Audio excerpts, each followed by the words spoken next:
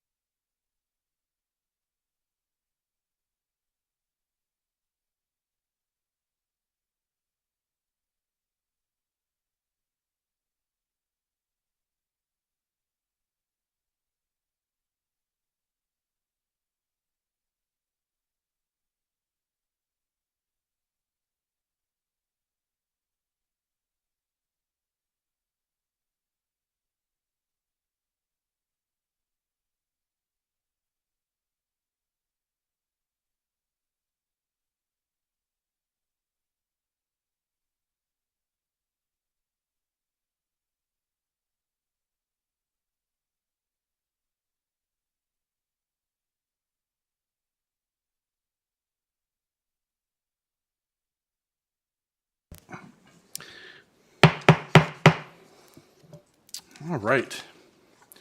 Do I have a motion to return to open session? Second. Ms. Franklin and Ms. Bond, any discussion? Ms. Osborne, please call the roll. Ms. Bond? Yes. Ms. Franklin? Yes. Dr. Gitchery? Yes. Ms. Parton? Yes. Ms. Purcell? Yes. Dr. Roundtree? Yes. Mr. Hudson? Yes. 7 in favor. Motion carries. Do I have a motion to certify closed session that to the best of each member's knowledge, only public business matters lawfully exempted from open meeting requirements by Virginia law were discussed in the closed meeting to which the certification applies, and only such public business matters as were identified in the motion convening the closed meeting were heard, discussed, or considered? So moved. Second. Dr. Gitchery and Dr. Roundtree, any discussion? Ms. Osborne, please call the roll. Ms. Bond? Yes. Ms. Franklin? Yes. Dr. Gitchery? Yes. Ms. Parton? Yes. Ms. Purcell? Yes. Dr. Roundtree? Yes. Mr. Hudson? Yes. 7 in favor. Motion carries. Do I have a motion to return student A to school? Second. Ms. Franklin and Dr. Roundtree, any discussion? Ms. Osborne, please call the roll. Ms. Bond? Yes. Ms. Franklin? Yes. Dr. Gitchery? Yes. Ms. Parton? Yes. Purcell? Yes. Dr. Roundtree? Yes. Mr. Hudson? Yes. 7 in favor. Motion carries. Do I have a motion to return student B to school? So moved. Second. Ms. Purcell and Ms. Bond. Any discussion? Ms. Osborne, please call the roll. Ms. Bond? Yes. Ms. Franklin? Yes. Dr. Gitchery? Yes. Ms. Parton? Yes. Ms. Purcell? Yes. Dr. Roundtree? Yes. Mr. Hudson? Yes. 7 in favor. Motion carries. All right, next up, we have Tate Smith from Auburn High School with us to perform the national anthem. The Auburn High School band director is Dawn Sechrist.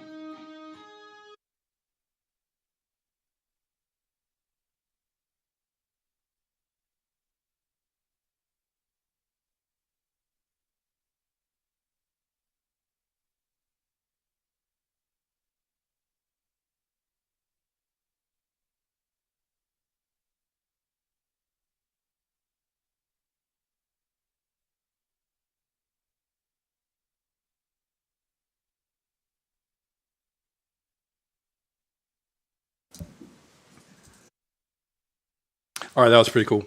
That was really cool. Ms. Bond and Ms. Franklin, has a school board meeting ever opened up with? No. Awesome. Amazing. We'll give Tate a minute to get packed up there. Thank you so much for coming out tonight.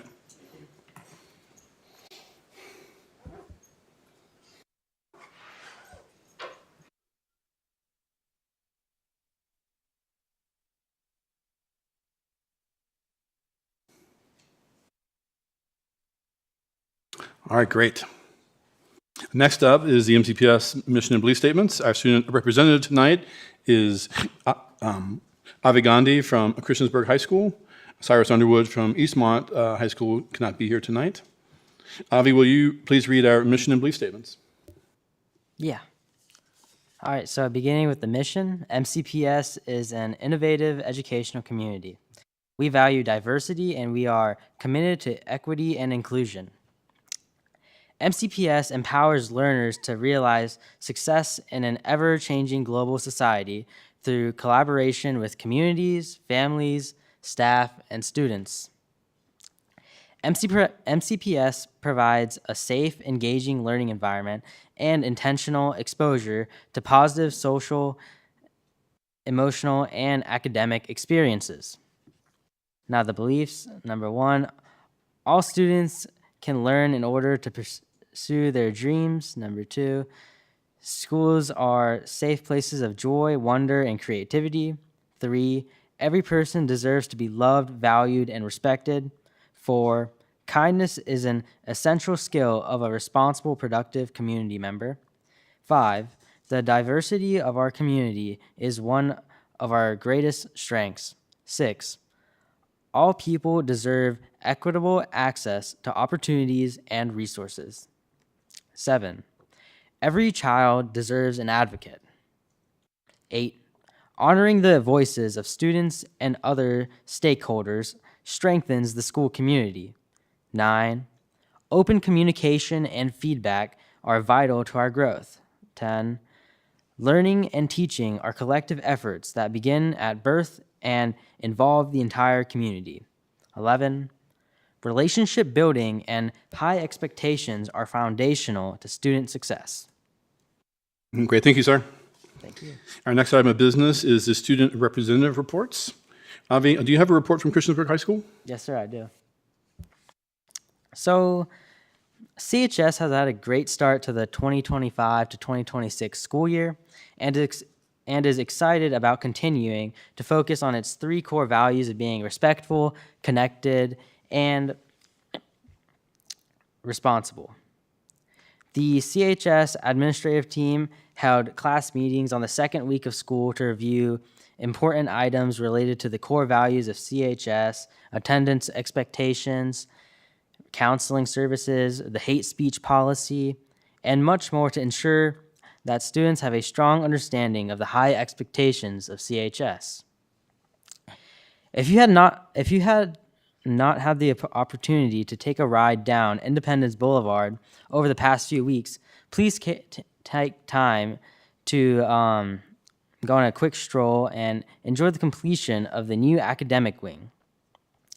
Paved parking lots, new signages on the building, and much more. CHS is excited to be moving into the last stage of the construction project, with the completion date being August 2026. Students have been extremely excited about the new wing with its new classrooms, access to daylight, the ability to utilize the restrooms freely, and to navigate through less crowded hallways. The administrative team has already begun meeting with students who have received positive behavior referrals for the start of the school year. When a student is recognized for exemplifying our 3 core values, a positive referral is submitted by a faculty or a staff member. The student then receives a certificate along with the opportunity to pick from the treasure chest in Mr. Gwenn's office. The senior class is also having an art competition that will decide the design of the senior shirt for the class of 2026.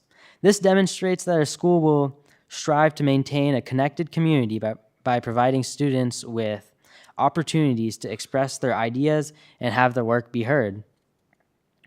Art submissions ended August 29th, and voting for designs will begin this week. Then the CHS marketing students are off to a strong start with the promotion of Demon Dispatch, which highlights school events and schoolwork and everything related to CHS through TikTok and Instagram. And this is completely student organized. CHS is planning to host their annual club fair on Friday, September 5th. We have quite a range of clubs and representation of student interests that include the Global Connections Club, Disc Golf Club, and Beta Club. Overall, we plan to have above 30 plus student-run clubs. CHS will also be hosting its annual Vaquero College and Career Fair on Thursday, September 11th from 5:30 to 7:30 p.m. We have over 30 colleges, universities, and armed forces and workforce representatives set up on site to visit with students and families. We're also excited to host the third annual Festival of Bands at CHS on Saturday, September 13th from 12 to 3:30 p.m.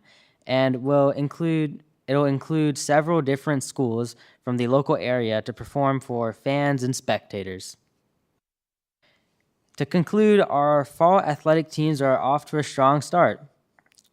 The football team had its first official home game of the season this past Friday night against Carroll County. We came a little short, but we're looking forward to travel to Abington this coming Friday for the second game of the season. The volleyball team is undefeated to start the season. They had a huge win over Liberty Christian Academy last Thursday and are planning on playing them again tonight.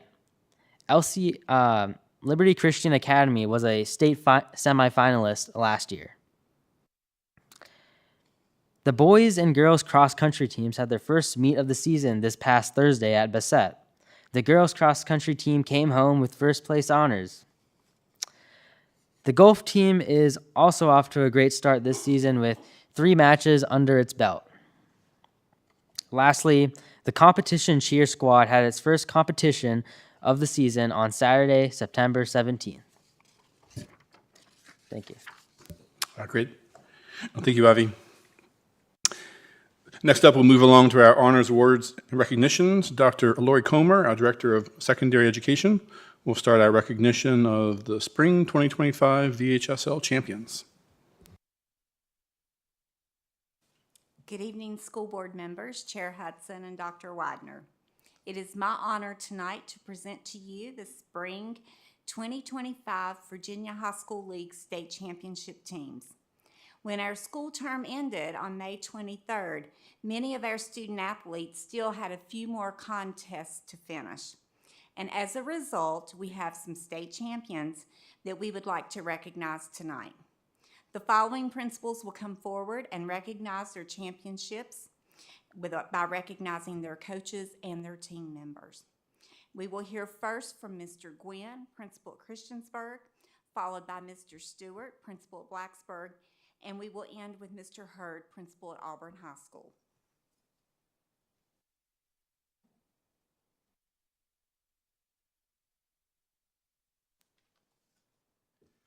Good evening, members of the board, Dr. Widener, and our student rep, Mr. Gandhi.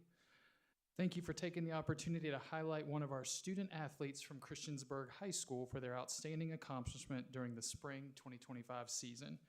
Unfortunately, the student athlete being recognized has already started her collegiate academic and athletic career at Davidson College in North Carolina.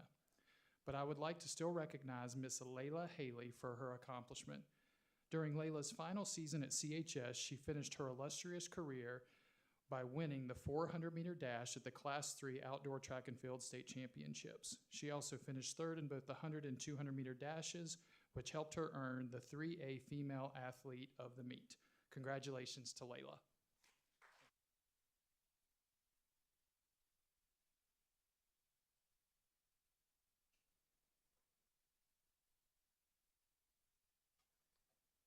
Good evening, members of the board, Dr. Widener. It is my pleasure to recognize our girls outdoor track team and several individuals for state championships. I'd like to welcome Coach Howard and any of our athletes that may be here this evening up to the front. I know some of them had other sports this evening and work, and some have graduated. First, I'd like to recognize our girls outdoor track team.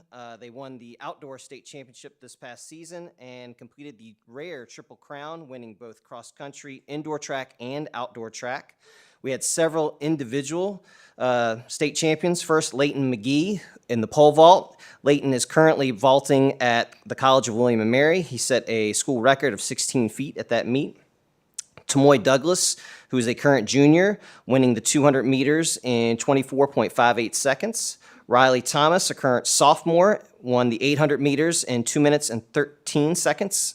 Our 4x8 team, which consists of 10th grader Ruthie Delap, 10th grader Lola Olson, senior Tess Dickens, and sophomore Riley Thomas, set a won the competition in 9 minutes and 13 seconds. Our 4x1 team, which consisted of 11th grader Kate Catterson, 11th grader Tamoy Douglas, 11th grader Lily Blue, and 11th grader Tatiana Gibson, set a school record and won in 48.15 seconds. And finally, our 4x4 team, which consisted of graduate Mira Bowman, senior Tess Dickens, 10th grader Riley Thomas, and 11th grader Maribella Garza, won in 3 minutes and 56 seconds, setting a school record as well. Congratulations to those students and athletes. Thank you.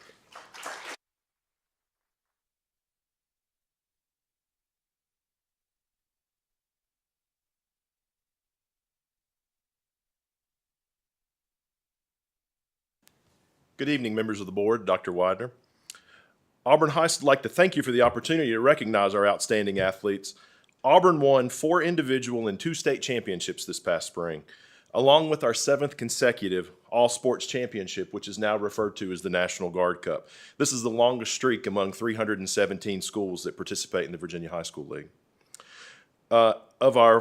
If members of the girls track team from last spring, outdoor track team, could come forward.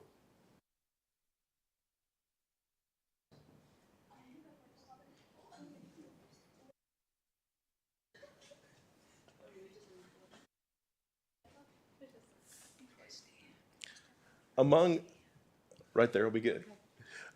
Among our individual state champions, Allison Funk. Allison won the 3,200 member run by taking the lead in the 3rd lap and extending that lead every lap for the rest of the race. This was her first individual state championship in the outdoor 3,200. Allison was a sophomore. Allison Harris won her first individual state championship but in the discus on the 3rd throw of her competition, outdistancing the next athlete by almost 4 feet. Allison was also just a sophomore. Also, and not with us tonight, Talon Maurer won the pole vault championship in Class 1 for the 2nd consecutive year by clearing 6 more inches in the 2nd place jumper. This was Talon's senior competition. Also, we have, if Kobe Bonds could join us up front too, I'm sorry. Kobe also won an individual state championship on the first throw of the finals for shot put, beating his nearest competition by over 2 feet. Kobe was a junior, so all of these students still attend Auburn High School at this point. So congratulations to our individual state champions. Also,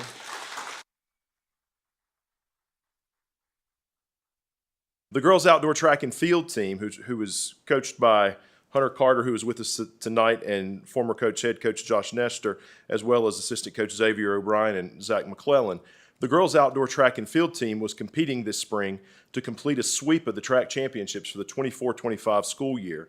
Already champions in cross country and indoor track, they battled both Brunswick and Eastside, prevailing with the familiar pattern of scoring in distance, throws, and the pole vault to edge their competition.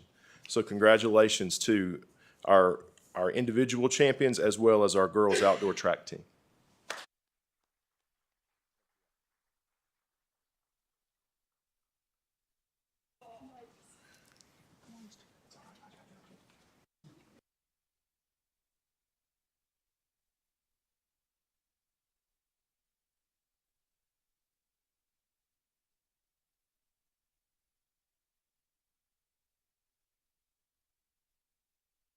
Could members of the baseball team come forward, along with the coaching staff?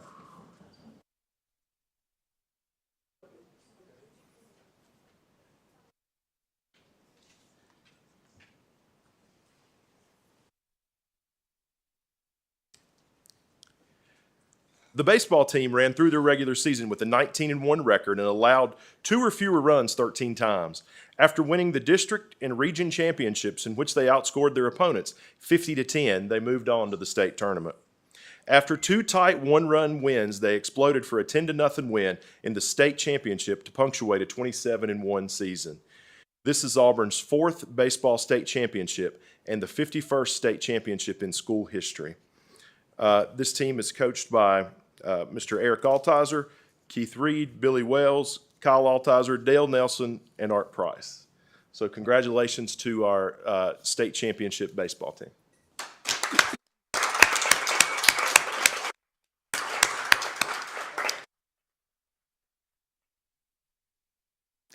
Mr. Hurd, isn't it Coach Altizer's 100th game that we celebrated as well? Had the 300th win. 300th win, yes, I'm sorry. Great, thank you, everyone. Next up, Dr. Comer will start our presentation for Seniors of the Month. Celebrate the remarkable achievements of an outstanding senior from the class of 2026 for each of our high schools. These students embody leadership, character, and dedication, making a lasting impact upon their school community. Their profiles, which will be showcased here and in our central office lobby, they highlight the unique talents and accomplishments. You'll hear the reflections from their teachers and administrators who nominated them and recognizing them for their hard work and their character. These exceptional students represent the best from our schools. Each school administrator will come forward to present in the following order: Mr. David Hurd, principal at Auburn High, and Mr. Chris Stewart, principal at Blacksburg High. The recipients from both Christiansburg and Eastern Montgomery High School could not be with us tonight and will be recognized at the October meeting. We'll begin with Mr. Hurd.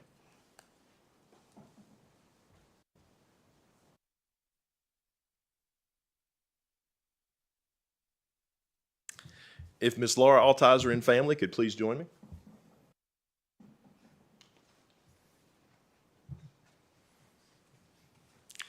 The September Senior of the Month for Auburn High School is Laura Altizer. Laura has gotten about as much out of high school as any student can. She's been a stellar student, has exhibited excellent character and leadership, and has been a great member of the Auburn High School community. She's a member of too many clubs and received too many honors to list here. It's on the board outside. She's truly a remarkable young lady. According to her AP government teacher, Laura is simply an outstanding student. I've had the pleasure of teaching and coaching Laura for over 3 years, and each year she's grown to be determined, hardworking, remarkable, and amicable young woman. Her great insights better the class, and she's always willing to go above the minimum requirements to excel. During class discussions, she keeps an open mind and is willing to consider multiple views. Her confident personality and quirky humor in the classroom foster a great learning environment for her peers, and she's always kind and easygoing with everyone. Laura's performance on a diverse group of activities, whether it be discussing European philosophy, designing winning projects on the U.S. space race, formulating U.S. AP essays, designing lights for theater shows, or deftly answering academic quiz questions, has been nothing but stellar. With her dedication and enthusiasm to learn, she is well on her way to having an enriching and fulfilling senior year at Auburn High School, and Auburn is better for having her. Laura plans to go to a 4-year college for aerospace engineering with a minor in creative writing and plans to enter the workforce as an engineer. Congratulations, Laura.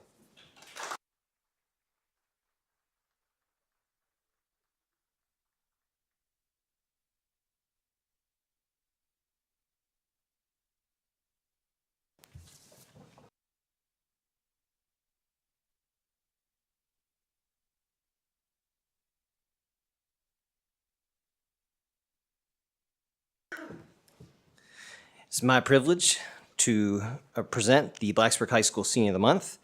I would like to recognize Ellie Carson as the Blacksburg High School September Senior of the Month. Ellie is here this evening with her father and her mother, Royal and Beth. I'd like to invite them to come up and join me.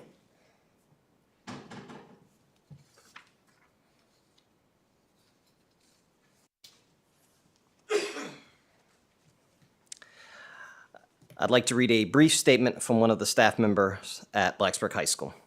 Ellie has been a standout member of the Blacksburg High School Corps of Cadets, where she currently serves as First Lieutenant and leader of the Color Guard unit with pride and professionalism. Her leadership skills shine through in everything she does, whether she's guiding her fellow cadets or organizing volunteers for athletic event concession stands. Always eager to help, Ellie steps up without hesitation and encourages others to do the same, making her a respected and admired figure within the school community. Her warm personality and ever-present smile make her approachable and kind, and she never misses a chance to greet others with a cheerful hello. I've had the pleasure of knowing Ellie since she was in 8th grade, and it's been inspiring to watch her grow into a confident and capable leader. Never afraid to take chances, she even tried out and earned a spot on the softball team as a junior. Just another example of her determination and drive. Congratulations, Ellie.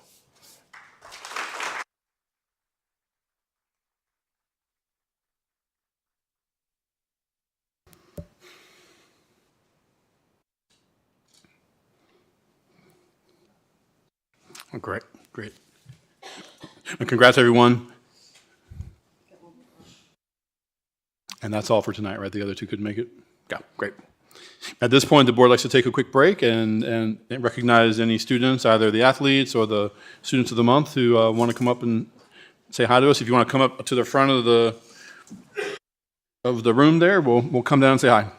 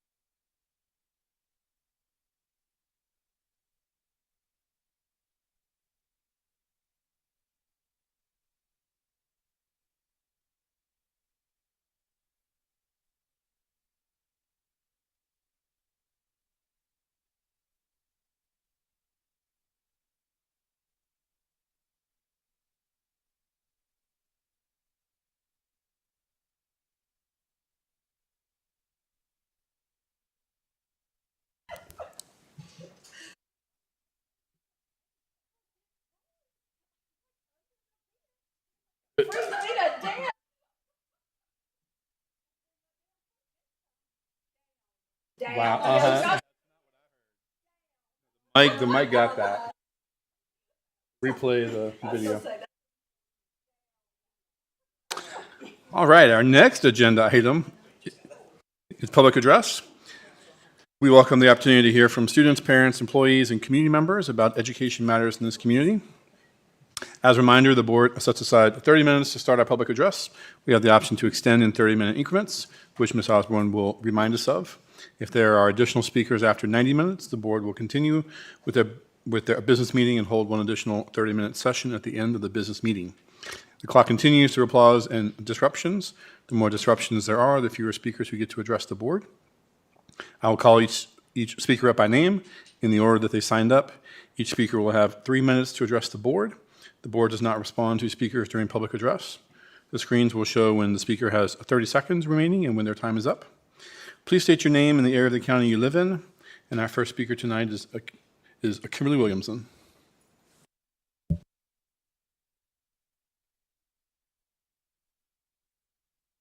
Kimberly Williamson, Christiansburg. Since we're at the beginning of the school year, I'm going to open with a short prayer. This simple and voluntary prayer was once said regularly by students across this nation. Almighty God, we acknowledge our dependence upon Thee, and we beg Thy blessings on our parents, our teachers, and our country. Amen. What I want to say tonight is about the separate review and vote on teacher professional training hours that was discussed at the last meeting. I say this realizing it will be a future agenda item and is not on tonight's agenda. First, there were 2 different laws passed in the last Virginia legislative session that affected the same MCPS policy. The first was on training for teachers who deal with autistic students. The second significantly limited the non-academic training that teachers could be required to take. It was Ms. Franklin's presumption that this was a setup to keep the schools from requiring teachers to take DEI courses. While this law and the required policy change might happily have that effect, that appears to have nothing to do with this law. First, it was sponsored by Delegate Joshua Thomas, a D.C. vicinity Democrat. Second, the law was passed unanimously by both houses. There appeared to be no significant partisan debate about limiting non-academic teacher training. Do you think maybe that common sense prevailed? Making sure teachers focus heavily on academic-related training that actually matters to student success. Finally, is it not your duty to amend school policies to align with Virginia law? Are you not required to vote yes to such legally changed policies? Or are you going to continue to jump off the cliff of lawlessness in school policy just to advance your favorite race-dividing DEI teachings? On a separate late edition topic, please address what is meant by the term social progression in regard to the revamped grading practices for K through 3. Will a student be graded on adherence or non-adherence to your DEI or transgender social ideas or practices, for example? And just why would students' permanent grades be based on anything but academic readiness? Also, please explain how removing the standard alphanumeric grading structure does not send us even further away from academic preparedness for our students. Thank you. Thank you. And next up is Chris Thomas.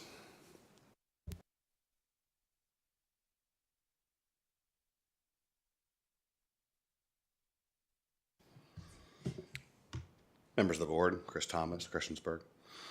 For the last several months now, and here again tonight, we've had the same handful of folks stand up in front of this board and wring their hands about DEI. It is apparently the most grave and profoundly concerning issue facing this board. We, of course, have major construction projects to see to, a perpetual shortage of substitute teachers, a board of supervisors which has likely violated the law in its ham-fisted attempts to coerce this board, and let's not forget the education of some 10,000 students. But some of our most precious and prolific pearl clutchers skipped civics class, and now we have to drag out meetings listening to them whinge about DEI. Okay, fine, so we're doing this. One claim they can't let go of is that this country's policies, or county's policies, are somehow in violation of the law. You heard that again tonight. Usually this claim accompanies some self-important waving around of a Supreme Court decision in which my friends on the right assert backs this claim. It does not. The SCOTUS case in question here is Students for Fair Admissions v. Harvard, which, for those of you who bothered to read the court's opinion, overturns the use of race-based affirmative action programs in college admissions. Now, that's a mouthful, so for the benefit of my friends on the right, I'll break that down into bite-sized pieces. MCPS isn't a college. We don't have an application process, and so we can't have a race-based admission standard that runs afoul of Students v. Harvard. There is not what the court calls a race-based government action here, and so the decision just doesn't apply. Full stop. Since it's clear that I'm the only one here who did the homework, let's actually drill into this case a little bit, though. Writing for the majority, Chief Justice Roberts says that the guarantee of equal protection cannot mean one thing when applied to one individual and something else when applied to a person of color. Now, far be it from me to call a Bush-appointed Republican justice woke, but that does sound like a ringing endorsement of our diversity office's studies in racial differences in student discipline. After all, if black students at MCPS are being punished more harshly than white students for the same infractions, that seems like equal protection means one thing when applied to one individual and something else when applied to a person of color. Indeed, if we take Justices Roberts, Thomas, Alito, Gorsuch, Kavanaugh, and Barrett all at their word, all the DEI initiatives here at MCPS are not just in alignment with the letter of the law, but with the spirit of their decision as well. Even attendance at the White Privilege Conference, much maligned by my friends on the right, is an attempt to ensure that the de facto outcomes of our de jure race-blind policies don't fall heavier upon minority students. Thank you. Thank you. Seeing no one else signed up, public address is closed. Next up are our consent items. If no one wishes to move an item out of consent, we will consider these items approved. I do want to make a note of a donation from First Bank and Trust for $5,000 for school supplies for MCPS's Pack the Bus initiative. So thank you for that.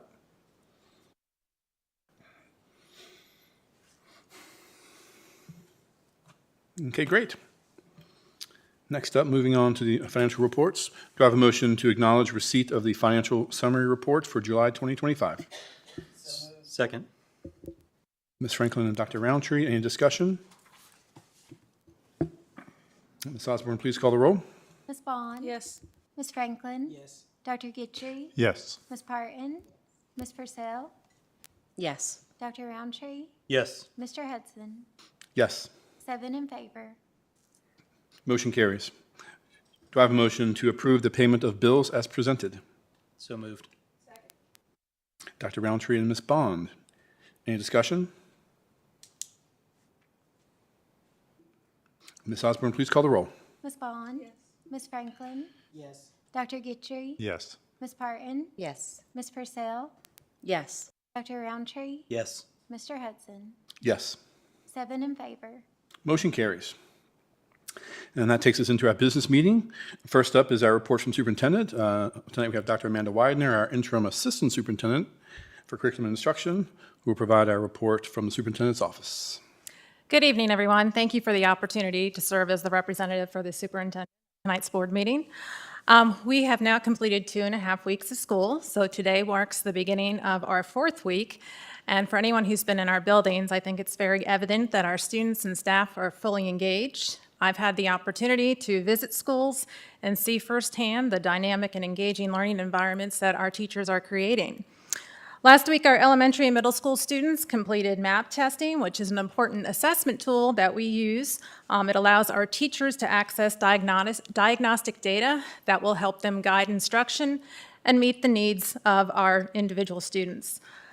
Beyond the classroom, as our student representative Avi indicated, our students are showcasing their talents in a wide range of activities. This month, we're excited to feature artwork from Auburn Middle School and Margaret Beeks Elementary School at our school board office, and that will be the first of our monthly student art displays.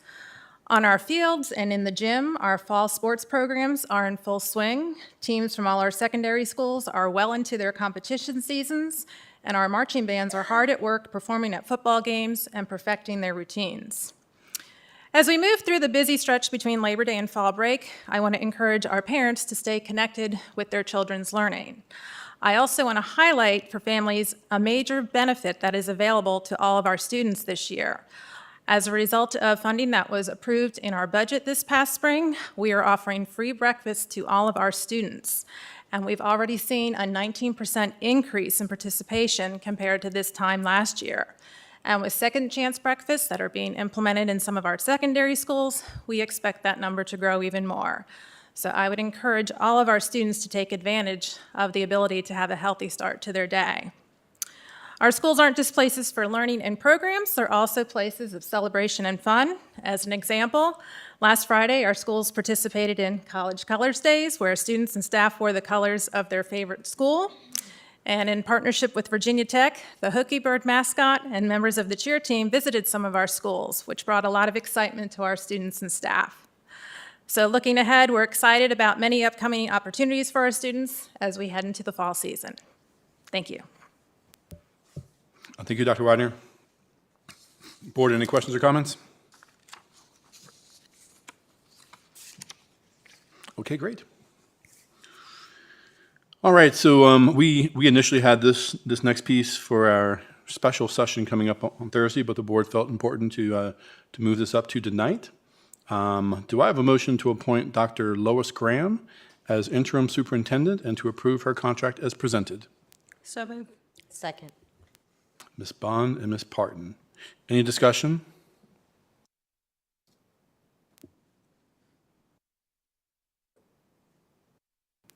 Okay. Ms. Osborne, please call the roll. Ms. Bond? Yes. Ms. Franklin? No. Dr. Gitchery? Yes.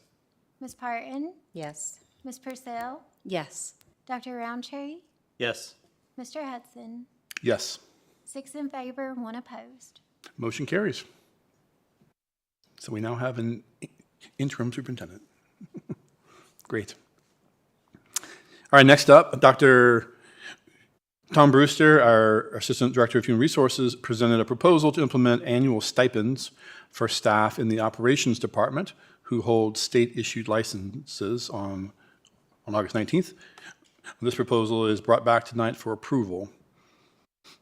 Do I have a motion to approve the skilled trade stipend proposal as presented? So moved. Second. Ms. Bond and Dr. Roundtree. Any discussion, board? So I would just like to state again my concerns with this, along with the stipends that we have been giving other employees throughout the years instead of raising their base pay. This is just wrong in my opinion. I mean, it states licensed by the state. Our teachers, our administrators are licensed by the state also. And we do our best to pay them what that respects. And we do not do that for our support staff, and that is just wrong. So I'm going to be voting yes because we need to give it to them, but I'm voting yes with many, many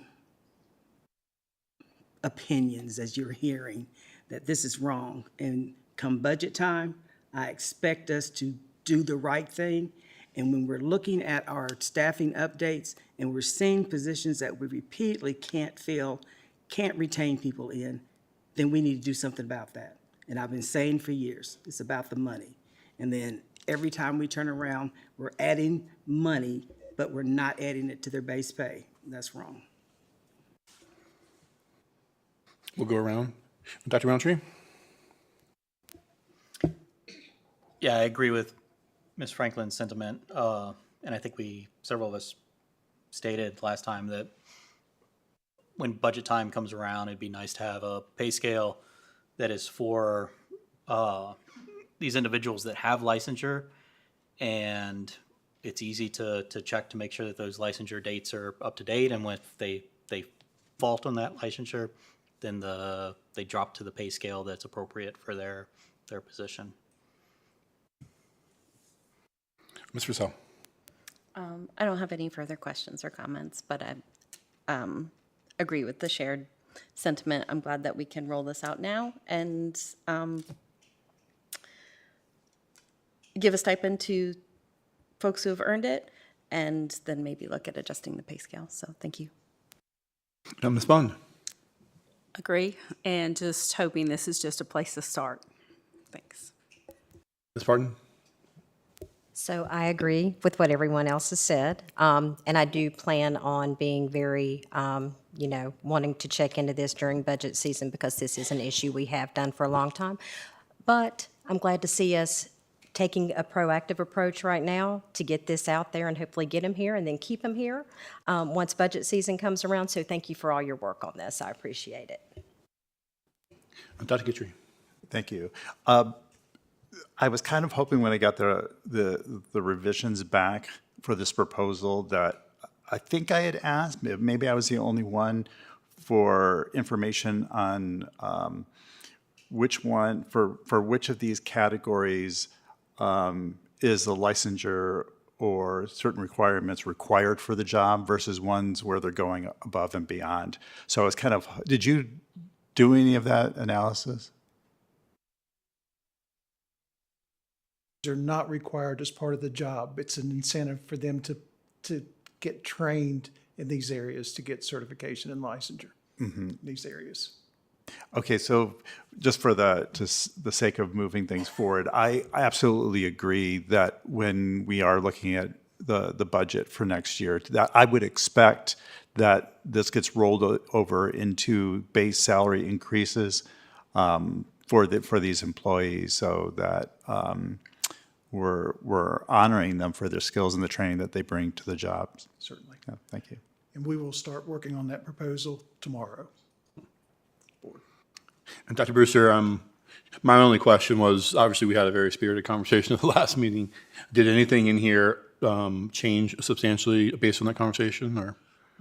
We did change a couple of things. First of all, the board encouraged us to add the contractor license for Class A, and we added that to the list. And we also added a Class A CDL license. It is a non-required license. However, we have 2 employees who help us tow our buses and who would qualify for that supplement.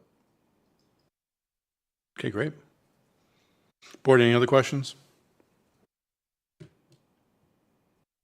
Okay, great. Ms. Osborne, please call the roll. Ms. Bond? Yes. Ms. Franklin? Yes. Dr. Guidry? Yes. Ms. Parton? Yes. Ms. Purcell? Yes. Dr. Roundtree? Yes. Mr. Hudson? Yes. 7 in favor. Thank you. Motion carries. All right, next up, the administration recommends an adjustment to the 2025-26 school calendar. On Friday, October 24th, Virginia Tech is scheduled to host a home football game. The significant increase in traffic anticipated from this event will make a regular dismissal time a challenge for our schools. The administration proposes changing Friday, October 24th, 2025 to an early release day.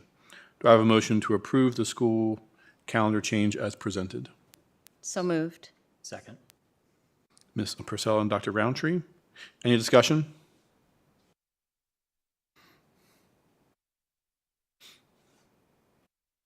Okay. Ms. Osborne, please call the roll. Ms. Bond? Ms. Franklin? Yes. Dr. Guidry? Abstain. Ms. Parton? Yes. Ms. Purcell? Yes. Dr. Roundtree? Yes. Mr. Hudson? Yes. 6 in favor, 1 abstain. Motion carries. All right, next up, the administration would like to present policy 1-1.6 for approval with changes as recommended by the board on August 19th, 2025. As a reminder, this was the change that we had noted for adding the 11 o'clock vote for our consideration of ending the meeting. That seemed like the board was in favor of that. So we have that policy here tonight. Do I have a motion to approve policy 1-1.6 with changes as presented? So moved. Second. Dr. Guidry and Ms. Bond, any discussion? So I want to be clear. So is this saying that at 11 o'clock, we will vote whether to continue the meeting until 11:30? And then we can then vote to go beyond 11:30? Yes. So it's basically saying the same thing, except we just moved it to 11 instead of 11:30, Okay. whether we Well, want to we- move the meeting. Now, that's not what I thought. I thought that it moved from the 11:30 to 11, and then we vote, instead of at 11:30, we vote at 11 to decide whether we're going to continue the meeting.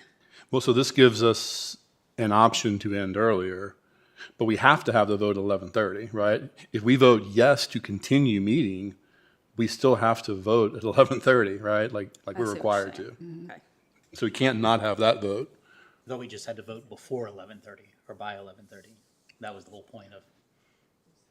And we have to have a 2/3 vote in order to continue past 11:30? Yep.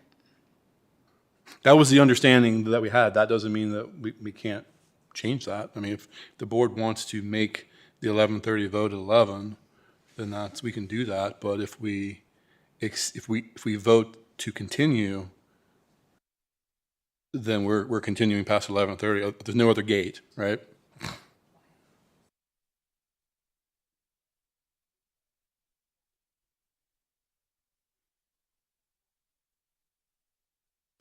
I think when, I was going to say, Dr. Gitry, I think that was what you had proposed. I don't think you were thinking that you would vote 11 and 11:30. I think you were thinking that the 11, or to my understanding, it was the 11:30 time piece would be moved up to 11, to where the decision to continue the meeting was at 11, no longer 11:30, just 11. That we would have to vote if it went past 11. Was Yeah, that we right? didn't parse that particular question because I think that I didn't have the code in front of me to see if it's required that we have the vote at 11:30, because one of the comments that was made was we have to at 11:30, but there's nothing that prevents us from doing it earlier. So I just very quickly was trying to find out if we're required by state law if it says 11:30. Do you, Dr. Roundtree, did you look at the law to see if it requires, it just says before 11:30 to extend beyond? Because I think it's about extending past 11:30. It's not it's only our own policy, the 11:30? It's state policy. Yeah.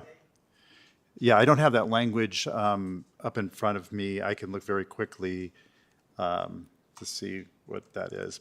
So I thought that we would still have to have that second vote at 11:30 based on that legal requirement, but I have to check really quickly to see what that requirement is. I don't know if anybody knows what that is. Okay, so, so I'm guessing it would depend on what the vote is, because if the vote were 2/3 that you adjourned at 11, then you wouldn't have the 11:30, but I guess if it failed, then you would have to have the 11:30, okay. Right.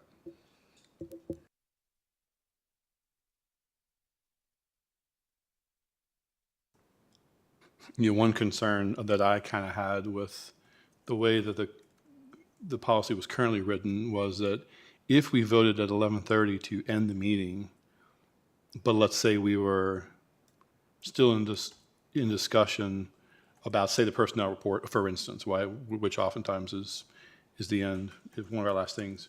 The policy is written, we couldn't vote on that because we've got to end the meeting, right? We can continue discussion, but at that point we're done, right? Like there's no additional voting, and so then we're pushing the personnel report and maybe student matters, whatever it is that we're doing, right? And so this gives us that buffer, I think, to say, hey, we're getting close. We've got to wrap up by 11:30, but now we can kind of wrap ourselves up a little bit more cleaner. But I thought our policy, a meeting shall not be in the midst of a discussion or an agenda in the midst of a item. discussion, sure, right, but the vote is a separate menu. But if you can't separate adjourn, item. then you can still vote. So Correct. a motion can be made that the meeting would end after this discussion, after this Right. vote. Right. So Sure, it sure. still could end sooner than what it would take if we completed, say, 3 more things that were on the agenda. Right. We just specify what actions we're going to take, and then the meeting will end. That's right. Right. Protection piece that, Right. so you could get the vote in, I guess. Yeah. So clearly there was slightly slightly different interpretations of what we discussed last week. But like there's a vote here, we can either like vote as is and see where it goes. We can consider a friendly amendments, like whatever the will of the board is. Well, and with all due respect,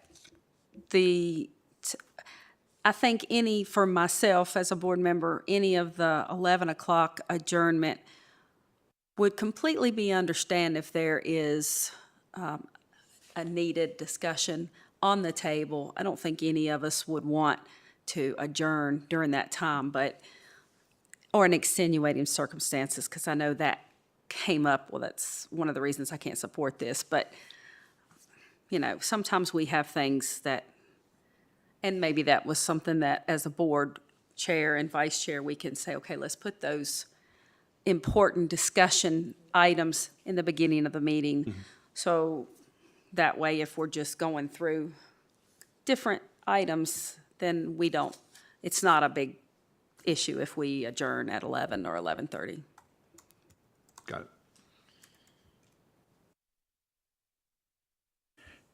Okay, so any other discussion? Can I ask a question? Yeah. The administration, when you wrote these changes, did you consult the Code of Virginia or Administrative Code on that 11:30 issue? Do you know? Okay. Because I can't very quickly find any reference to 11:30, so I don't know. Ms. Franklin, you said that it's written into the code, that 11:30 vote. Do you know any more information? Okay. I think it's probably best to check with legal counsel and see if there is a code that says something about it. I'm not able to find it either. Yeah, I can't find it. This is something we put into place because our meetings were going over, not this board, but a previous board just kind of said to vote at 11:30? Past 11:30. Right.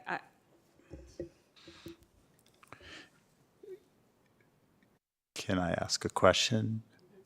If we find out that it's not a requirement, that 11:30 vote, would you propose that we only have the vote at 11 or? Okay.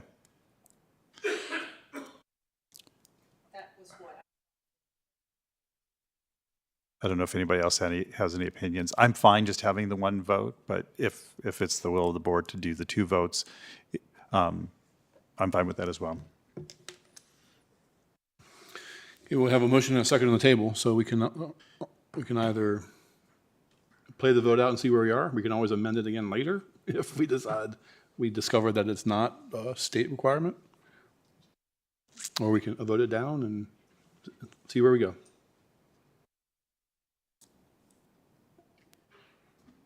Ms. Osborne, please call the roll. Ms. Bond? Yes. Ms. Franklin? No. Dr. Gitchery? Yes. Ms. Parton? Yes. Ms. Purcell? No. Dr. Roundtree? No. Mr. Hudson?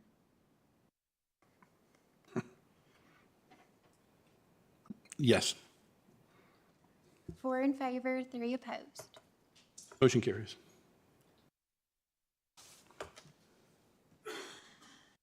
Policies can always be changed later if we choose we want to, right? So where we have meetings that folks are complaining go on and on, then we just keep discussing the same thing over and over again, on and on.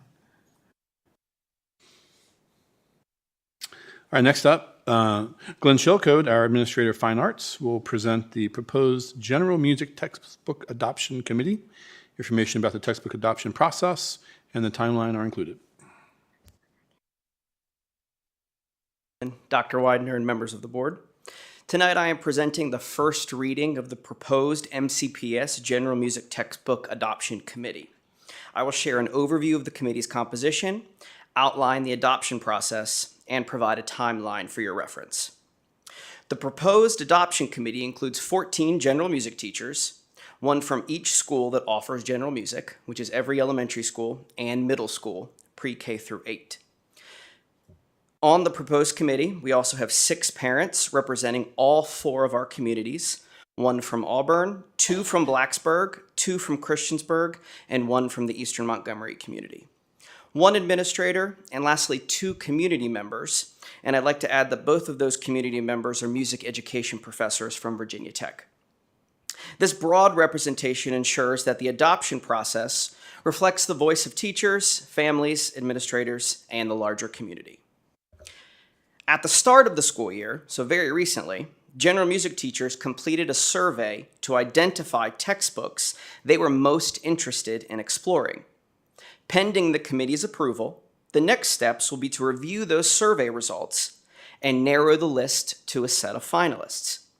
After we have the finalists, we'll then publish all of that information through various means of communication throughout the division, and then we'll review all of the community feedback, and we'll be able to bring you a recommendation later. Of the options under consideration, all but 1 are available exclusively online. To ensure transparency, I have provided the board and the public with access to the information to the textbook series that were included in the initial survey.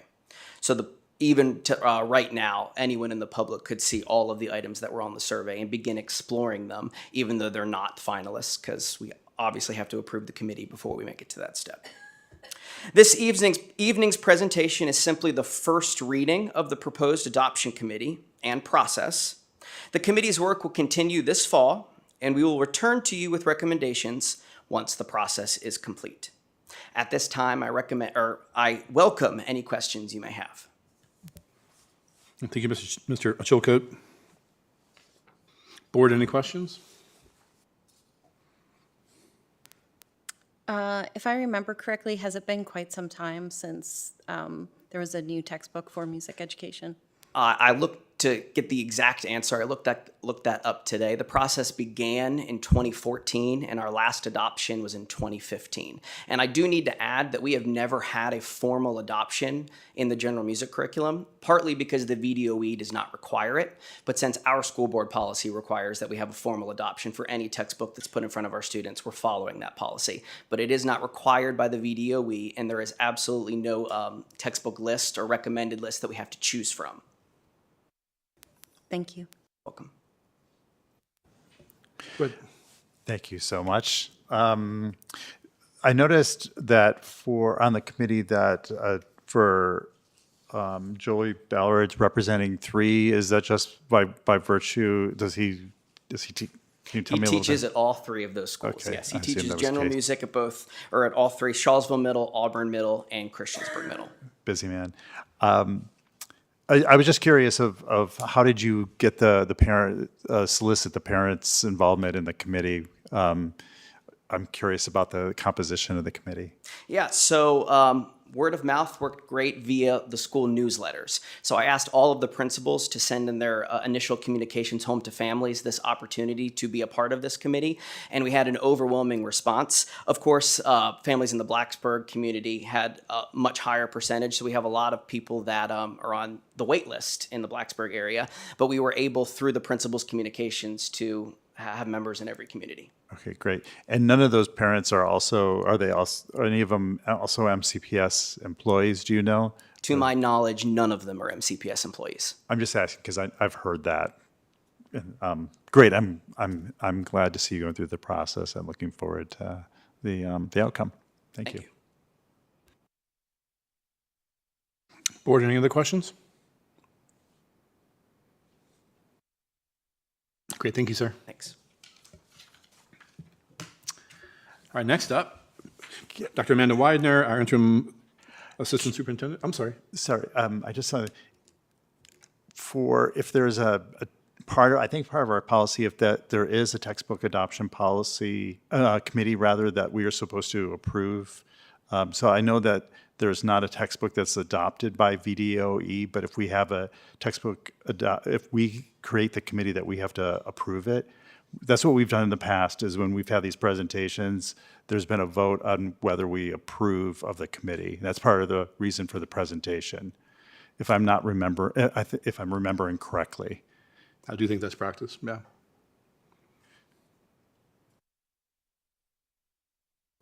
So in order for things to move forward, you need the committee to be put in place.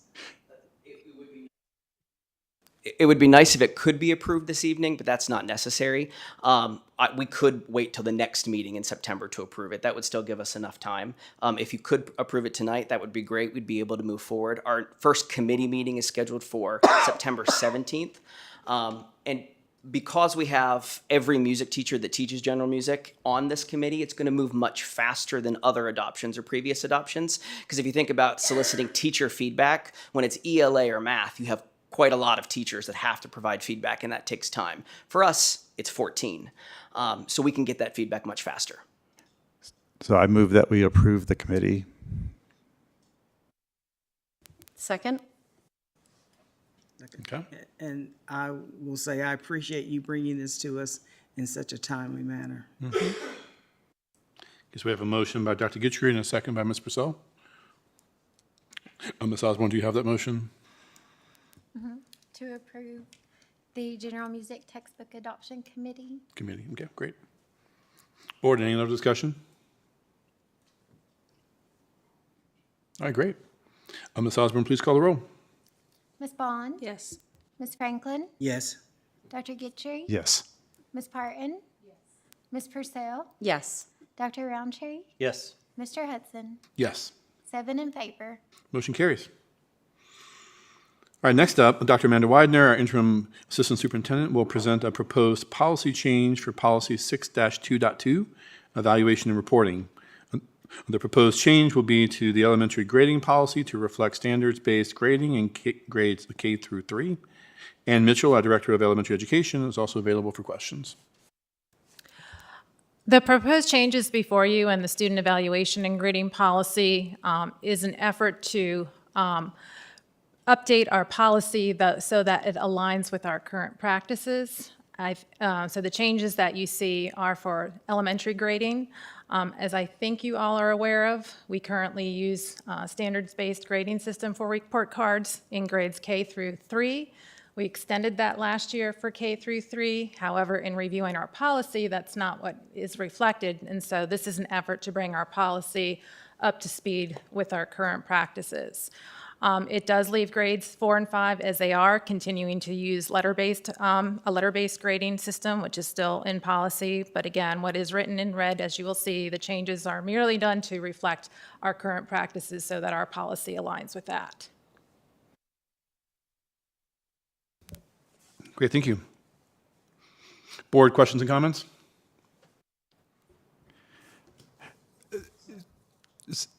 So thank you so much. I think I had brought this out in the spring that there was a misalignment. I remember when the first spring I was on the board that we had a presentation for Mr. Sizemore about this. So I want to bring our practice in alignment with our policy or vice versa.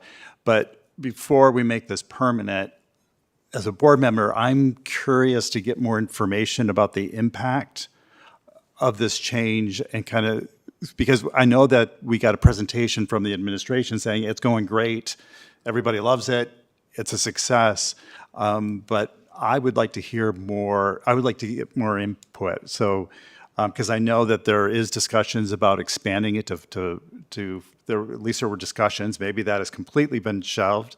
Okay. So I think it makes a whole lot of sense to get broader input, both from teachers, counselors, community members about this grading system before we make it permanent. I don't know if you have any thoughts about that. We can get some more feedback from third grade if you would like for us to do that. We did get feedback from 4th and 5th grade, and based on the input that we received from them, they were not ready to move forward. They wanted to stay with our traditional grading practices, especially with our 4th and 5th grade students going to middle school. So we pushed that out. We got great feedback. So based on that feedback, no, we're not moving forward to 4th and 5th grade. So if you would like us to go back and get additional feedback from grade 3, if that's what I'm hearing that you're saying, we can definitely do that. I mean, that's what I would like to get input, a survey, both, parents, teachers, administrators, if there are counselors, anybody who this might impact, and just a survey, just some feedback to know whether there's widespread support for it. I mean, I know it's a practice. Yes. We got their presentation, but there's not been anything presented to the board from the wider public and from a wider community. Okay. That's just my suggestion. Board, as we go around, maybe each of you weigh in on if you'd like that extra information as well, just so we can give a consensus guidance. Ms. Franklin? I'm good with what you're suggesting. And I'd also like to point out that the only change to grading system to show academic and social progression is the same language that was used before. It's nothing new that we're trying to slip in DEI or anything else. Yes, it's not DEI. I can pull up some of those and read those to you. It's more like if students can work independently, if they problem solve appropriately at their age. So it's more work habits. So if we need to change that language to No. social, but it's not that. I'm just wanting to point out, this is the language that has been there. Yes. It's not, yeah. Yes, ma'am. Okay. You're correct. Dr. Roundtree?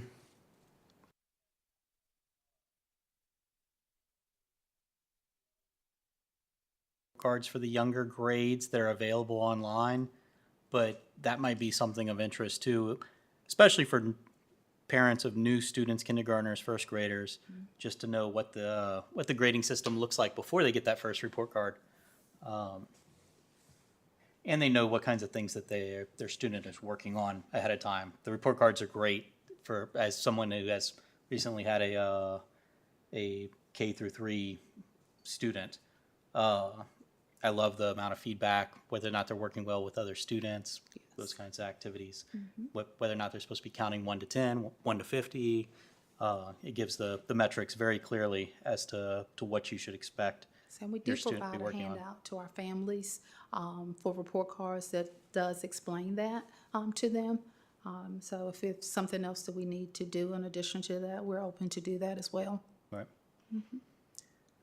I would to Dr. Guitry's point, I would also like some information on what the teachers are thinking about this. Also, what common practices are around the country, what the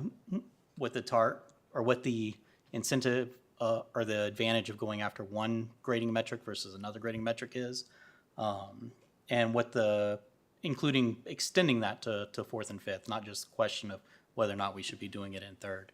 The previous presentation we had gave arguments that we would probably be extending it to fourth and fifth later in the time period, but it'd be interesting to have those that information again. Yeah, we pushed it out, but like I said, the feedback was not, teachers were not ready for it at that time. But if you would like to know some of that feedback, we can kind of make you a bullet list of kind of some of the comments that they said. Right. That sounds good. Thank you. Okay. Ms. Purcell? I'm absolutely in agreement for a little more information. And how long has it been since third grade adopted this grading policy? Last year, this past school year. Okay, so it's very new 1 to them. year. Okay, It's very new great. to So them. it might seem like a good time to get some of that information. do Thank you that. so much. Yes. Ms. Bond? Okay, so just so I'm understanding, you've already surveyed the fourth and fifth grade, and they've already shared with you what they thought about this, correct? Yes, So ma'am. why would we want more information from the fourth and fifth grade Think- level? I know one of the questions was more information for third For grade. third, is what I right, but heard. I heard some of the other board members maybe mention that to go ahead but if we've already done that, I mean, I think that's one of the things our teachers get upset with is so much asking and surveying, and so I think we need to be cautious of that. I understand with the third grade if we want to ask them what their thoughts are, but I'm not in approval of asking again about fourth and fifth grade. I feel like they know what's right for them, and we need to listen to that. Okay. Ms. Barton? Okay, so I was kind of under the same impression that Ms. Bond was. I was just making sure that I heard correctly that they have been surveyed. Yes, ma'am. So we know their opinions and I their did. thoughts on it. I can see reaching out to the third, just to, for some added perspective, just to see how they think the flow might be as well. But if we've already surveyed them, I don't know what more than a survey we could do to get maybe more information. I'm not sure. I think the survey was pretty cut and dry. I mean, I guess for or against, why or not, and you all took that information into consideration? We did. Okay, that's what I thought. Okay, thank you. Okay. Any more questions?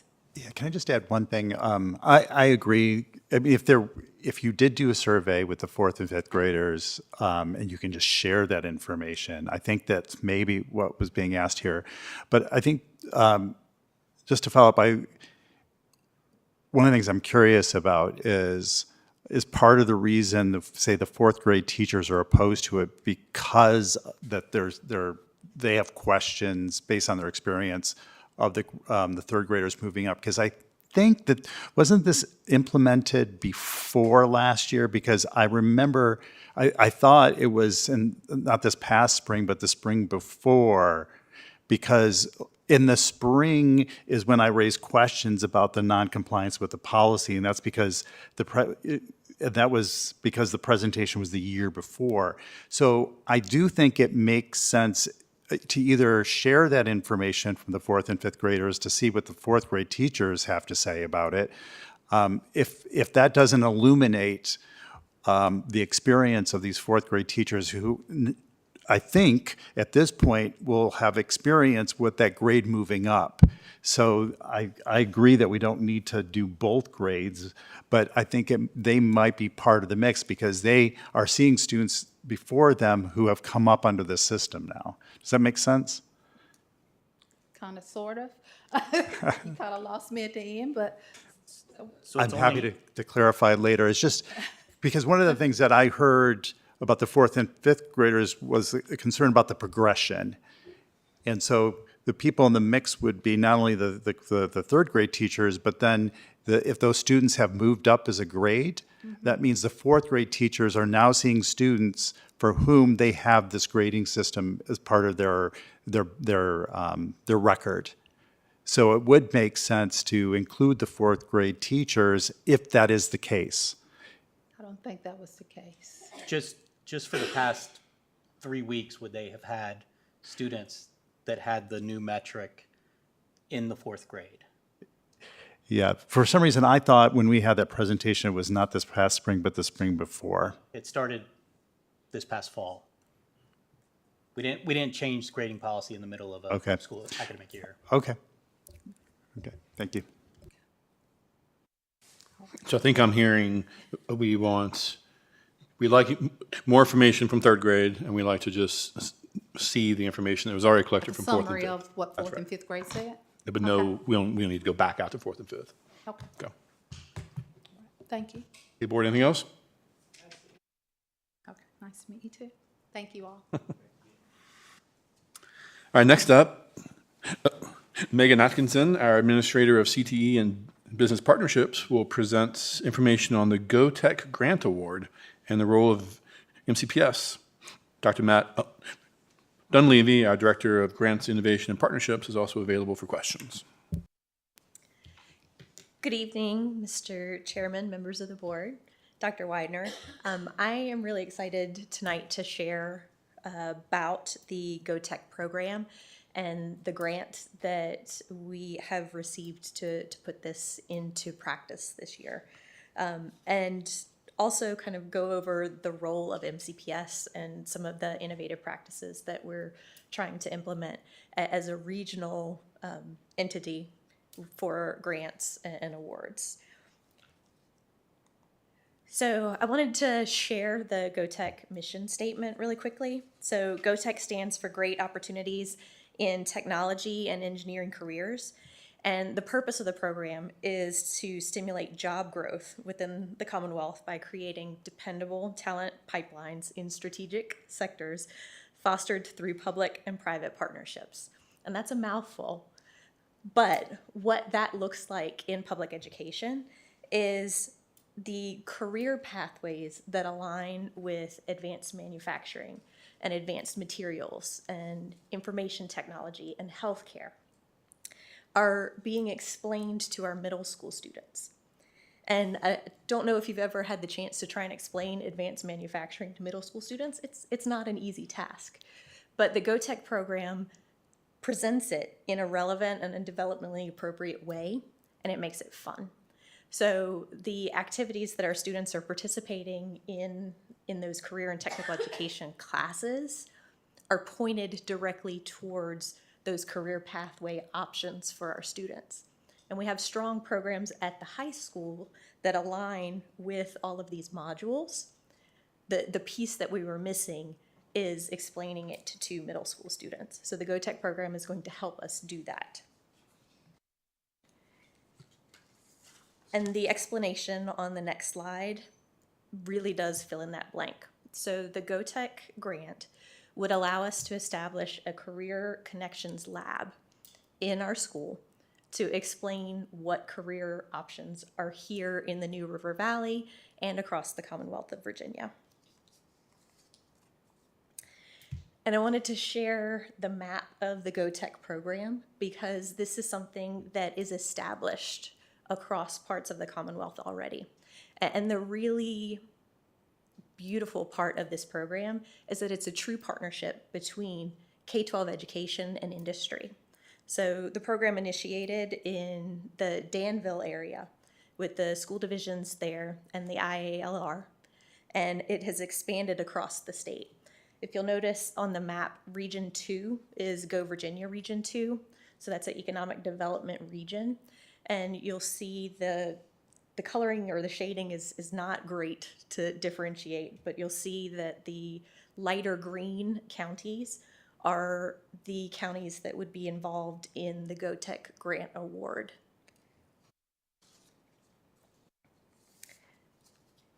And then I've just got a brief timeline of what's happened so far and where we hope to go.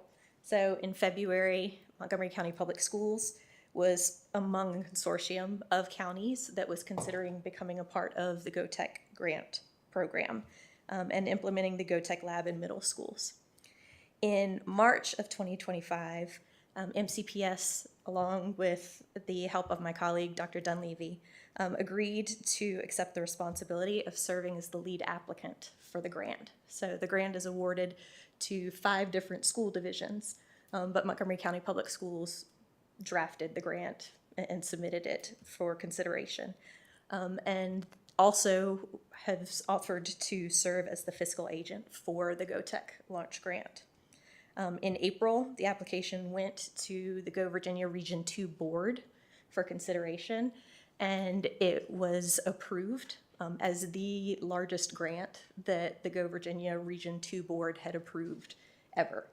So we were excited about that. And then in June, the state Go Virginia board took that recommendation and the grant application, and they approved the recommendation. So the grant will provide $150,000 for each school that a GoTech lab would be implemented in to upfit a classroom space. So it will turn technology education classrooms into those GoTech Career Connections labs. In July of 2025, teachers that were identified as wanting to implement GoTech in their classroom participated in a teacher training. We used a unique setting for the training. GoTech has a bus for outreach, and our wonderful post-secondary partners at New River Community College agreed to host the GoTech bus. So if you were driving around the mall site at New River, you might have seen a big gray and neon green bus sitting in the parking lot. That was teacher training, and the GoTech staff from Danville came up to provide that training in that space. In August, we would like to implement the GoTech program to be piloted at Christiansburg Middle School for this year, with the goal of expanding to the other middle schools. And I wanted to note that by serving as the fiscal agent for this grant, we are building capacity to serve as an innovator and a leader in education and industry partnerships, specifically in workforce development, which I see as a synonym to career and technical education. And then finally, our next steps will be with the finance department. They will be submitting a supplemental appropriation request to request the funds for your consideration at the next board meeting. So that's the information that I have for you. I'm happy to answer any questions that I can. Great, thank you so much. School board, who has questions? Yes, thank you. So I just wanted to get a point of clarification. The $150,000 you said was per school that's participating in the program? Correct. And how many schools do we have in Montgomery County participating? We have one school that's participating this year as a pilot. To access the grant funding, we had to have multiple municipalities participate. So there are 5 school divisions and 6 total labs that are being initiated for this GoTech launch, this pilot. And are there additional labs expected next year and the following year through this grant? It would be another grant that we would apply for. Okay, thank you. Ms. Franklin? Okay, so it's not 150,000 for each school, it's for each school district. It's $150,000 for each school. Oh, That's okay. what it will cost to upfit and to buy the technology. So, Yeah, and I totally understand how $150,000 is just a drop in the bucket to do this, and this is absolutely wonderful. Because again, trying to help our students understand what opportunities are out there for them and the courses they need to take and how they need to make sure they show up for work, whether it be on time or just be ready to work, you know, and understand the fundamentals of being a good employee is huge because our people do not understand that, okay? They don't. It can be horrible out there trying to get people to understand you need to come to work, you need to be ready to work, you need to stay at work, and yeah, you can't just sit down and do nothing. That might sound kind of, well, but if you're out there in the workforce today, especially in industries like manufacturing and things like that, it's a struggle. So I am so excited. Can't wait to come visit to see what's going on at Christiansburg Middle School with this. And thank you all so much for being willing to take this on and help move Montgomery County forward and give so many more opportunities for our students. Thank you. one more point of information. I told Dr. Comer that I was going to point this out.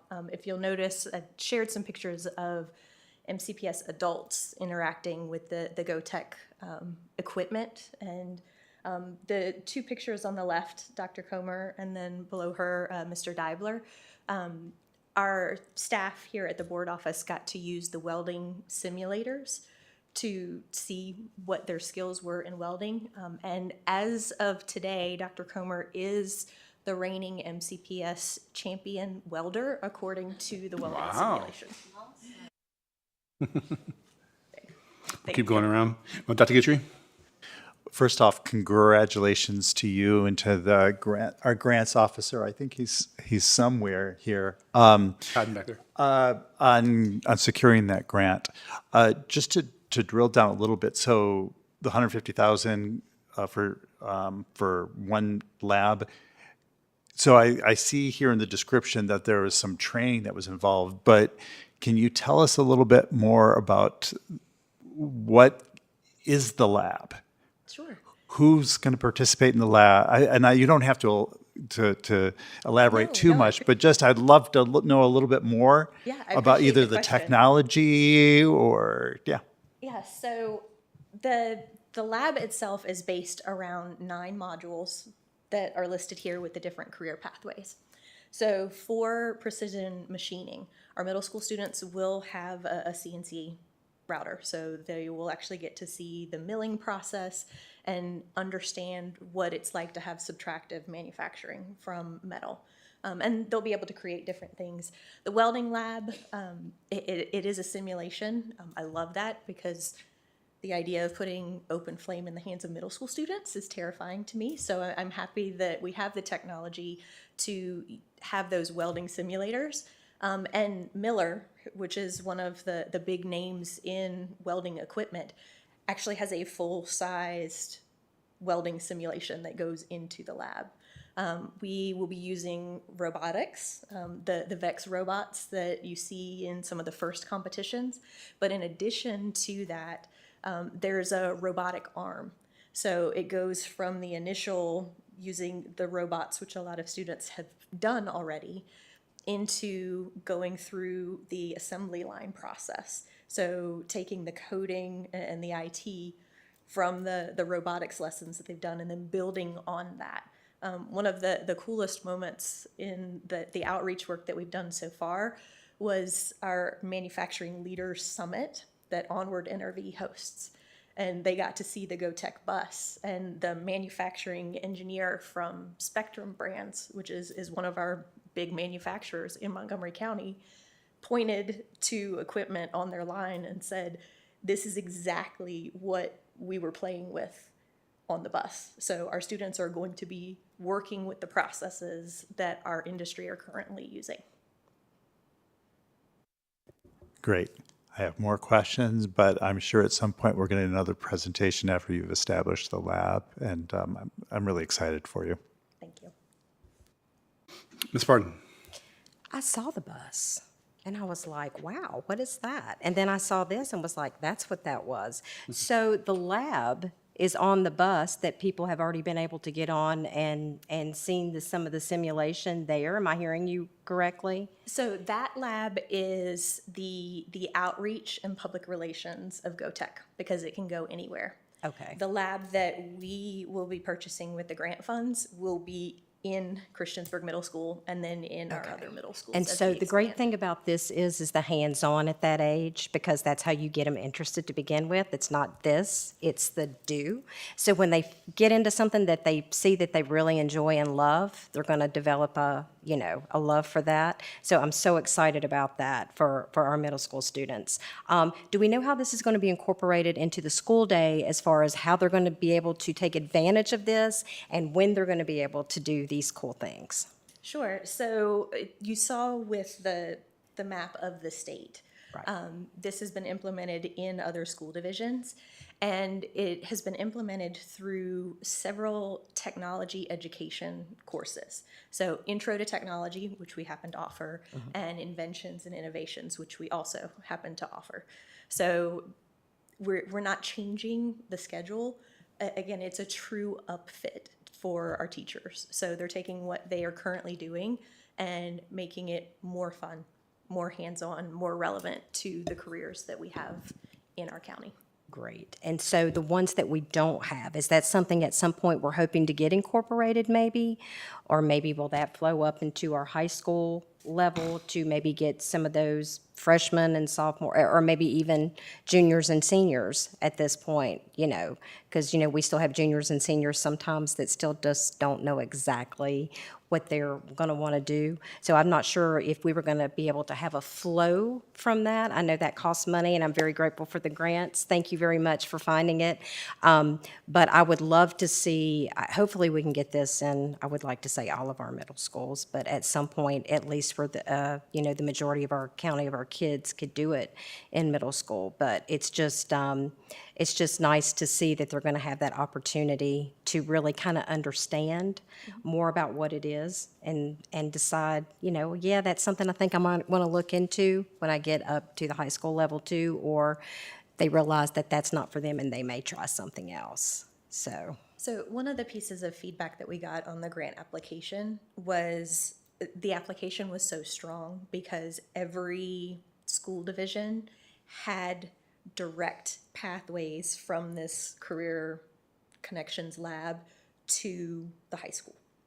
Perfect. So all of the modules fit already with so what good we're to offering. hear. I'm so glad to hear that. And I love seeing it through the state because I'm so happy what's happening in Montgomery County, but I'm also very proud of my state as well. So to see that it's expanded throughout the state and over even on the Eastern Shore, that they were able to have the trial there and get the grant and the money funded for it, that's just awesome. So thank you so much for the presentation. It's great news. Ms. Vaughn. Go Tech, sounds great. So I do have one question, though. Will they be, I mean, I'm sure something like to this measure are keeping data, because that is one of my concerns with it being in middle school opposed to high school. I think it's great to initiate those thoughts in that era, but I don't know that they really take it with the seriousness of middle school as that's what I want to do. I think it's more of a learning and it's fun and I enjoy doing it. So I would like to see if this is seen, okay, is it really beneficial to do it at the younger age opposed to early high school?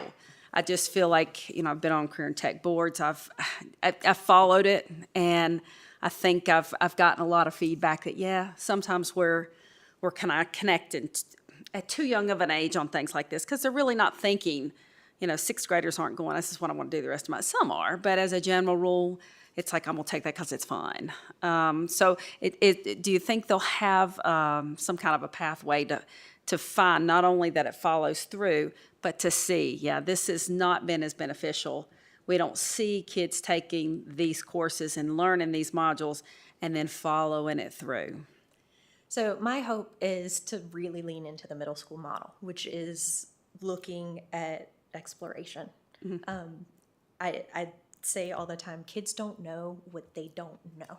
Yeah. And so the point of this experience is to show them that, you know, the robot that they have been using in their class has genuine career pathways that, you know, some of them exist and some of them haven't even been created yet. You know, that's the tricky part of career and technical education. We're preparing kids for jobs that don't exist.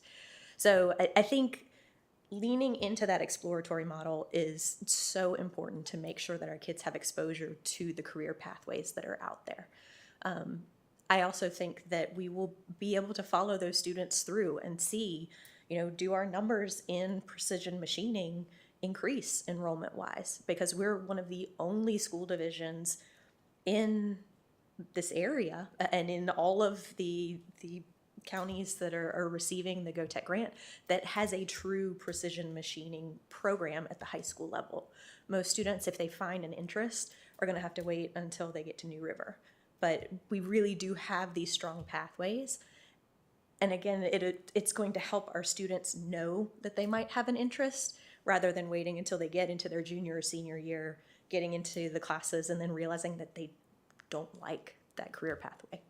Is there as far as the classes being taken, or is it more geared toward 8th grade, or is it? It will be 6th through 8th grade. Okay. So students at all grade levels will have a chance, and the first year it will be, you know, the first level of GoTech, but after the first year, it will be leveled by grade level. So students will be able to move up and have a different experience in 6th, 7th, and 8th grade if they choose to. Right. And anything we can get, I think is fabulous. So I'm just kind of using just some kind of, I hope that we can kind of learn more and find out, because these things are fantastic. But if they're not utilized correctly, then it's not so fabulous. So anything is better than nothing. And so I don't want to sound, you know, as a negative Nancy, kind of, you know what I'm saying? No, not at all. But I just, like I said, I've kind of seen things. Sometimes we jump on it at too early of an age, and then it kind of fizzles out. So I'm hoping, because this is fantastic, and I want to see us really utilize it to the most that we can. So yeah, thank you. The bright, shiny toys are fun, and they're exciting. But the point of the GoTech Lab is it's a career connections lab. So the fun activities are all pointed towards that career exploration. So that's the point and the value of the GoTech program. Okay, great. Thank you. Sure. Ms. Purcell. Thank you so much for the presentation and for all the hard work that's gone into creating this opportunity for our kids. I don't think I have anything pressing to ask, just that I'm excited for the potential expansion to all the middle schools. Thanks. I'll just add, I had to Google what a metrology was. I was reading that wrong. So I learned something new tonight about the science of measurement. So very cool. But no, I mean, I can't love this anymore. This is very cool. We need more engineers and technologists, and I do think getting them started early can help lead to those pathways. So thank you to your leadership, Dr. Dunleavy, your leadership on the grant. I'm excited to see what comes next. Thank you. Any other questions, board? So, the job that I did for 37 years is rapidly changing, and someday these robots and other forms of technology will be doing those jobs, but they will also need the folks who are able to build those, maintain those, and look for new innovative ways to do things, because it's changing rapidly. So if there are opportunities where there are locations, facilities that are already using some of this technology, it would be wonderful if our students would have the opportunity to do the tours and be able to see what you're learning here is actually being used here. This is a way you can earn a living. And if you like it, that's even better. Okay, great. Thank you so much. Thank you. All right, board, that brings us to unfinished business. Are there any items of unfinished business tonight? I have one thing. Yeah. So we got an email from our now former superintendent about the GPA committee, and I thought that in that email, he said that we'd have a presentation at this meeting. Is there an update on that? And the reason why I'm pressing for this is that I have had more communication about it. I know that students right now are working on their college applications, and that, when did you say early decision applications are due? November 1st. And so that's one of the reasons why I was trying to move forward as expeditiously but also responsibly on the issue. Is there any update on that, when we might have something before the board to discuss?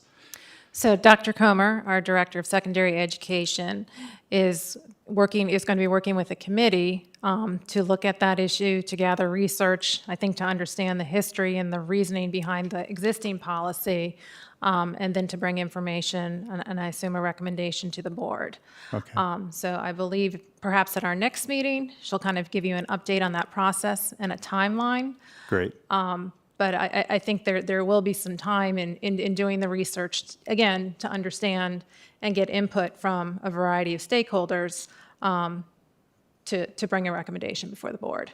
Okay, great. I know that there's I didn't assume that we would have a change at this point, but just want to see where we are and to follow up on that. So I'm looking forward to that presentation. Okay, great. Anything else, board, for unfinished business? Okay, great. Any items of new business? Yeah. So, for many years, when I used to work every day, I had the ability to have payroll deductions for Christmas Club, for Vacation Club, and for other opportunities where if I didn't see that money, I wasn't spending it and I was saving it. And it was a huge, huge benefit to myself and other employees. So I was wondering if there is a possibility that we can offer those types of payroll deductions for our employees. I mean, just like going to the biweekly pay. Remember when Ms. Bond brought that to the board as being a huge stumbling point for us to be able to maintain folks, because sometimes it was almost 2 months before they could get paid. I think this would be also an opportunity for our employees. So I was wondering if we would like to look into that. Board, can we get a show of hands of folks who are interested in getting more information about that? I'm all for getting more information about it, but I do my Christmas savings through my bank, and I know they have to give another check for that. So could we also get the information on what it would cost us to do another check if needed? Or could that be included on, do you see what I'm saying? So the way it worked for us is it was through the credit union, okay? But it could be through any financial place that offered those things, and it would just be a deduction. It would probably be from whoever we bank with. Employees would be able to do an automatic deduction from their paycheck every 2 weeks to go to these designated funds, and then it would, with mine, in September, it would roll over to my savings account. So there was nothing that the school system had to do as far as cutting extra checks or anything. It was already rolled over into your account so that you would have access to it that way, and then it would just start over again automatically. Right, and mine starts over like that, but they cut, like Atlantic Union cuts me a separate check. Like it can't roll over into another account, so that's why I was asking. Well, that would be on them, however they want to do it. But what I would like to explore is the opportunity for our employees to be able to do that, to have access to payroll deductions for separate savings accounts. With me, it was vacation and Christmas club. Yeah. Board, show of hands if we want to get more information about that. It's not a commitment, it's just more information. Okay. Great. Any other items of new business?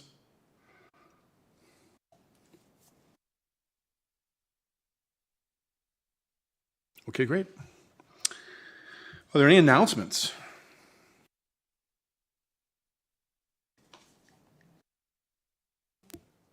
I've got a few. I'm going to try to be quick because the school's been going on, but I'd love to share some things that are happening at some of my district schools that I would like to brag on a little bit. So first off, Ms. Bond and I attended the Christiansburg High School home football game Friday night. It was great, crowded, a lot of school spirit. Unfortunately, the Blue Demons came up the underdog, but that's okay. We were still cheering them on to the end. Anyway, it was a lot of fun, and it was a lot of fun getting to talk to teachers, talk to students, seeing parents. So we just had a great time there socializing and talking to the community. I did also want to say that Eastern Montgomery High School had their first away football game Friday night that I was able to go back and catch on the network because we have the little thing where we can see where they play and you can either record it or watch it live. So they played the Castlewood Blue Devils and they won their first away game. It was 24-5. So I just want to congratulate them on that so much and tell them how proud I am of them. They also have their first home game this coming Friday at Eastern Montgomery High School at 7 o'clock. And I think they play Rural Retreat. I'm pretty sure that's who it is. So you guys come out and support the Mustangs if you don't have anything else to do Friday night, and come out and see how that track's coming along. It's looking much better and doing great. So if you haven't seen it yet, that'll give you an excuse to come out and see it and root on the Mustangs in their first home game. I do want to congratulate the varsity Eastern Montgomery High School volleyball team. They had a victory the last week of August over the Maroon Tide, so congratulations to them. I also want to point out that there is a parent-teacher conference at Eastern Montgomery High School on September 4th, which is Thursday night. Juniors is from 6 to 6:30, and seniors are from 6:45 to 7. This is a very important meeting, parents, if you can come out to it, because This tells you and your student what all of your post-secondary graduation options are. So especially if you've got juniors and seniors, but it doesn't hurt to start with freshmen and sophomores either. And I'm going to push the ACE program because that is going to be talked about a lot Thursday night. And I know we all talk about it as a board and how proud we are of it and how our community supports that program. So if you don't know much about it and you can make that meeting for your kids, please come out to that. And I do want to say that my Falling Branch Frogs are doing something that I think is pretty cool.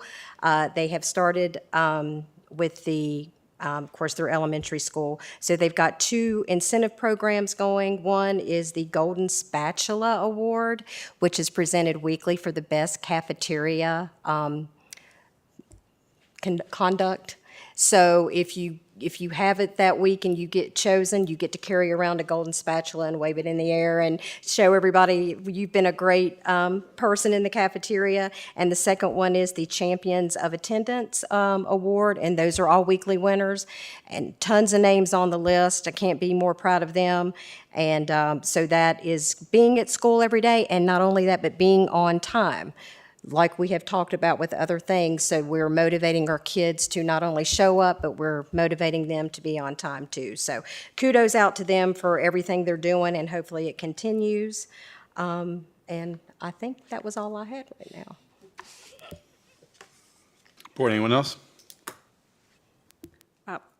Sorry, I was just going to say, I piggyback onto that, and you have to make a decision on which game on Friday nights you can go to that are home, and I'm real proud of Auburn fielding a football team after a couple years of not having it, and hopefully their next home game I can be at that. It just kind of goes to show that sometimes sports might take a little down play for a year or two, but that doesn't mean that we need to count it out, that whether it's band, whether it's music, chorus, football, baseball, whatever the sport might be. Sometimes it takes a little lull, but the next group coming through could have a lot of interest there and be right back in place. So I'm real proud of them for that. And we'll hopefully be at that next home game. Yeah, I'd just like to quickly recognize the Race for ACE program and Martha Ann Stallings for raising $22,500 this year for the ACE program for Montgomery County. And over the last 7 years, they've raised over $100,000. So for those that don't know, Race for ACE is a 5K race and children's fun run that occurs the first weekend of August every year. And you can come out, participate, donate. It's a good time. Board, anyone else? I'll just add one thing. So, last year we instituted an information campaign, and more than just an information campaign, on safe gun storage. And, there was a tragedy in our nation recently, and I don't want to politicize or say too much about it, but I just want to encourage families and students to talk to their parents about safe gun storage. When we implemented that policy and those changes, at the beginning of each year, there was supposed to be information that goes out to our community, and I don't want that just to be a one-time deal where we do that. I think at the beginning of every year, it behooves us to remind our community of just how precious life is, and whatever we can do to protect our children and our community, we should do. So I just want to encourage parents to talk to their children and children to talk to their parents. Thank you.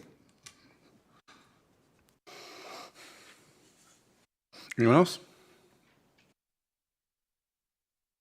Okay, great. Looking ahead to our upcoming school board meetings, we actually have a special session this Thursday, September 4th.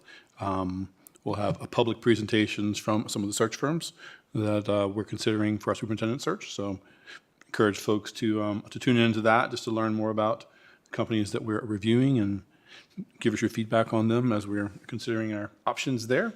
And then in addition to our regularly scheduled meetings that you can find in board docs. All right. Do I have a motion to enter into closed session as authorized by Section 2.2-3711 of the Code of Virginia to discuss 2 personnel matters and 6 student matters?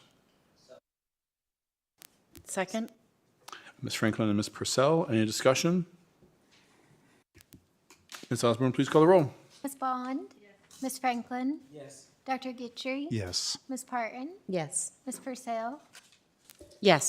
Dr. Roundtree? Yes. Mr. Hudson? Yes. 7 in favor. Motion carries. We are now in closed session.